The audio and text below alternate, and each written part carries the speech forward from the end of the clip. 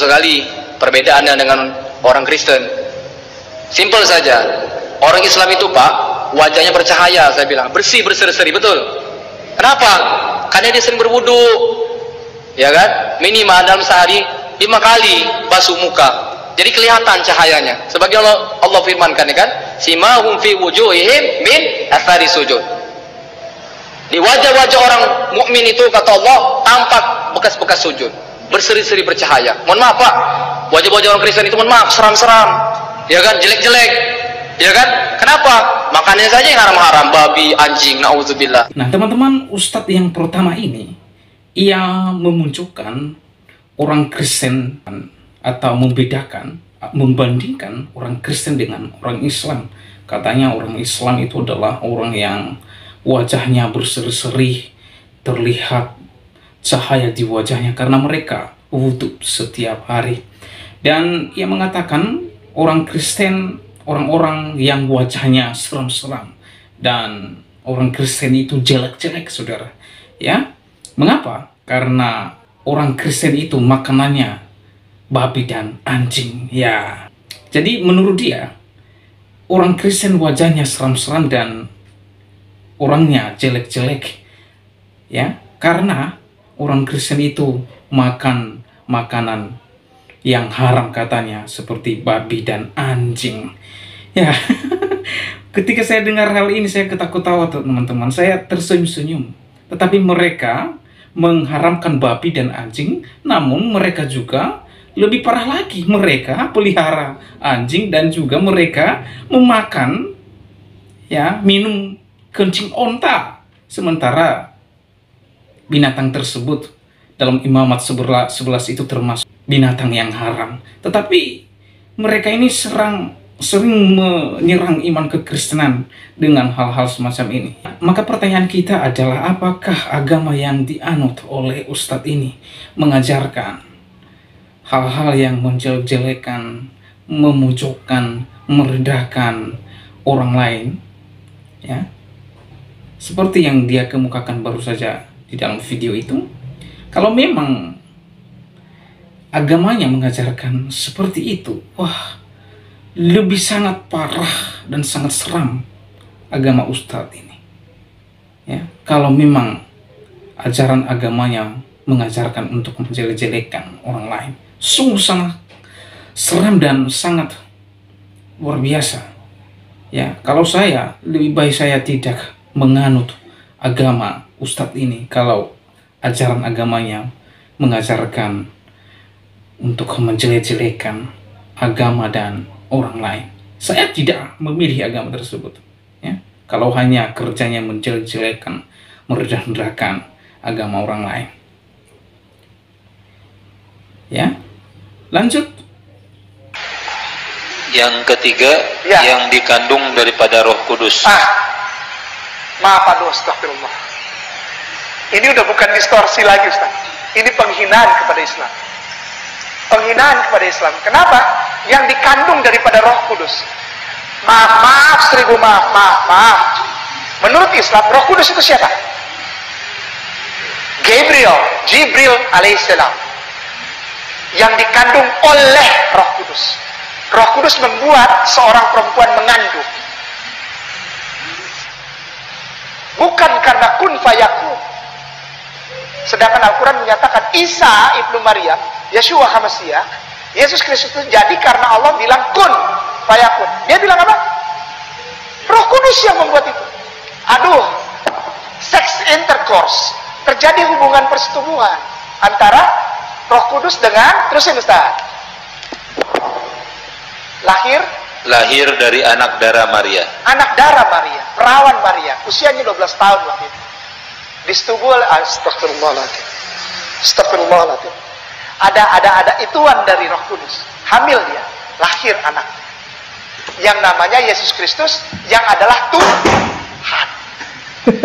Ini bagaimana? Udah bukan 3 ayat itu dipotong, Ustaz. Gimana ini? Ini gimana ini? Habis diacak-acak itu surat Al-Ikhlas. Mengganggu benar. Tapi yang dibilang mengganggu pasti orang Islam. Radikal, anti toleransi. tahu ayat ini nih untuk menghina. Enggak menghina, bos, kita baca doa. Enggak ada penghinaan di sini. Ini justru memuliakan. Belum tentu kalau saya nggak ngomong gini, Ustaz tahu doa ini. Ustaz, kalau saya nggak ngomong, Ustaz tahu doa ini. Ini namanya justru mempromosikan mereka atas kegoblokannya mereka. Derita yang kedua adalah Ustaz Kainama.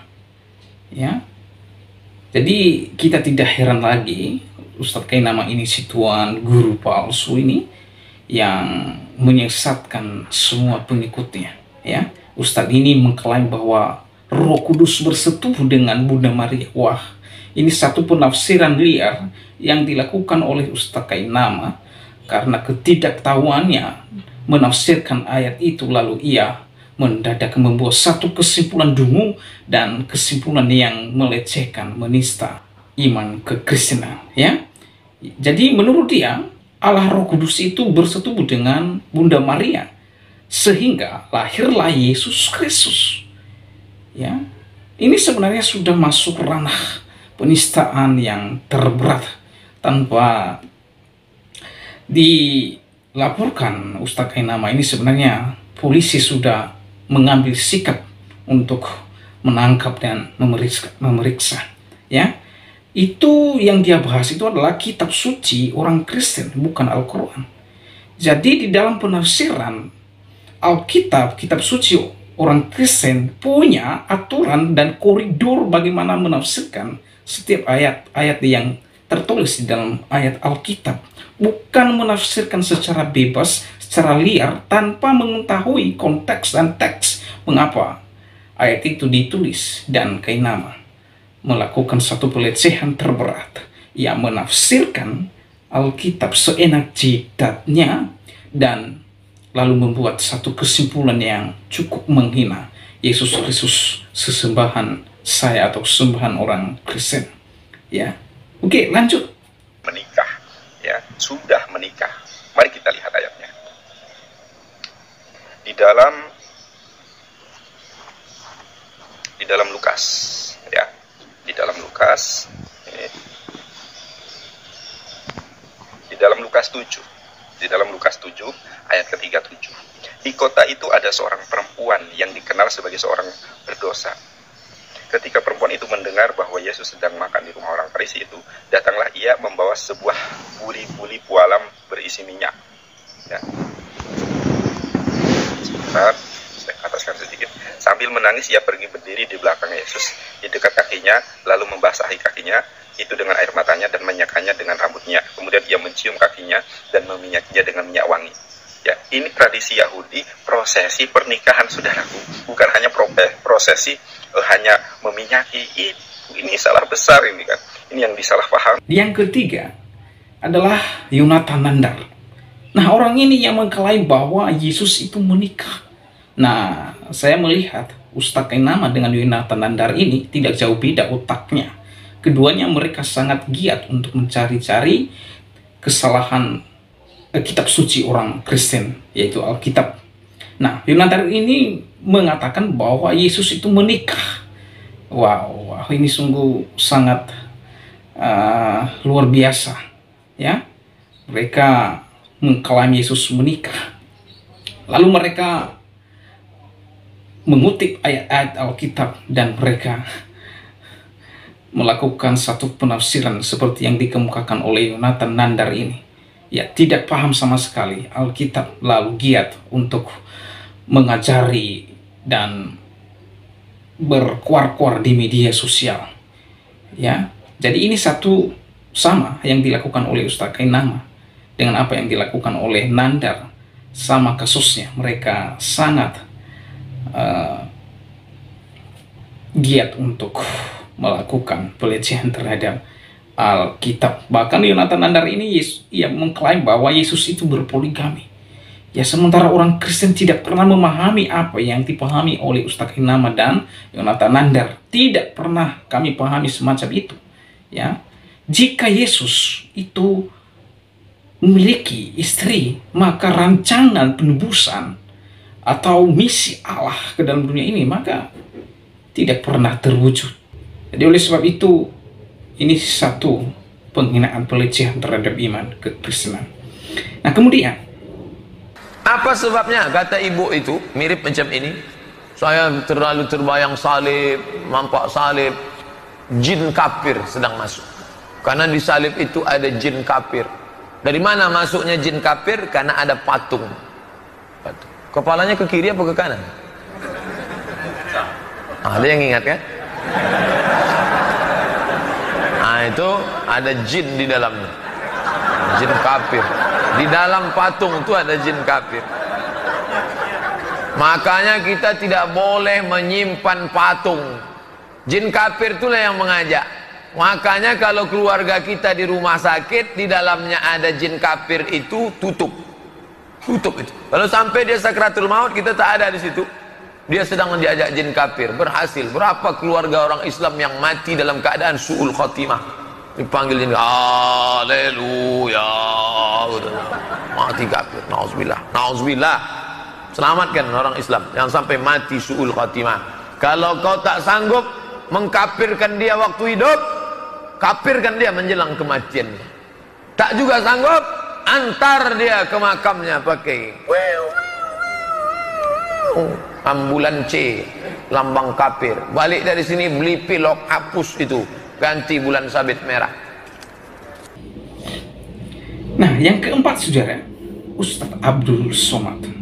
Ya, Ustadz Abdul Somad ini adalah seorang yang penghina salib, di mana ia mengatakan bahwa di dalam salib itu ada jin kafir, dan jin kafir itu memanggil haleluya, haleluya.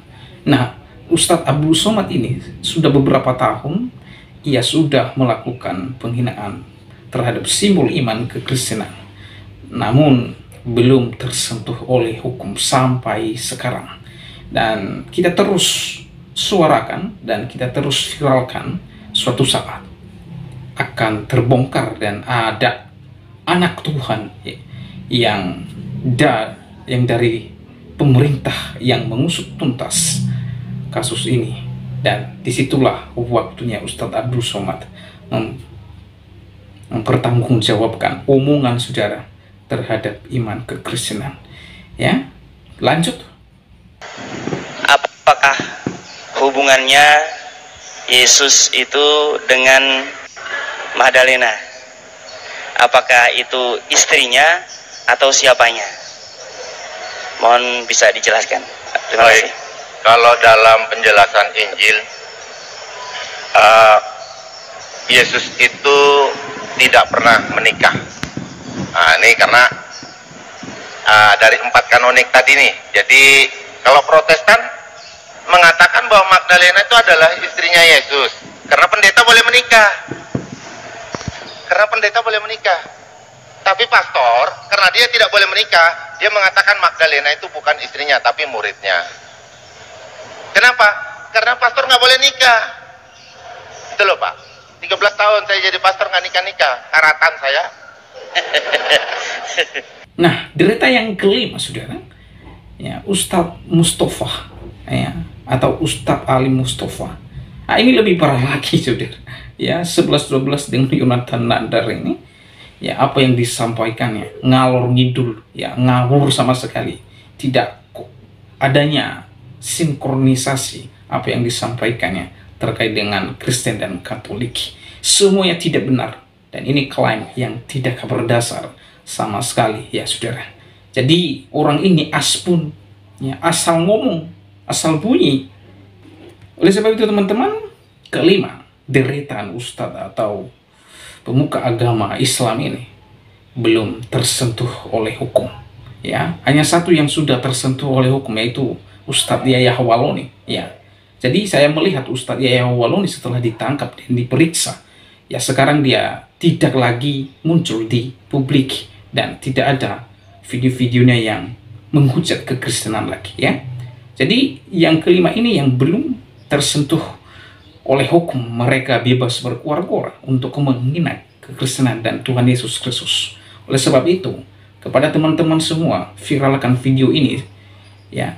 Suatu saat mereka akan mendapatkan sanksi yang sesuai dengan perbuatan mereka.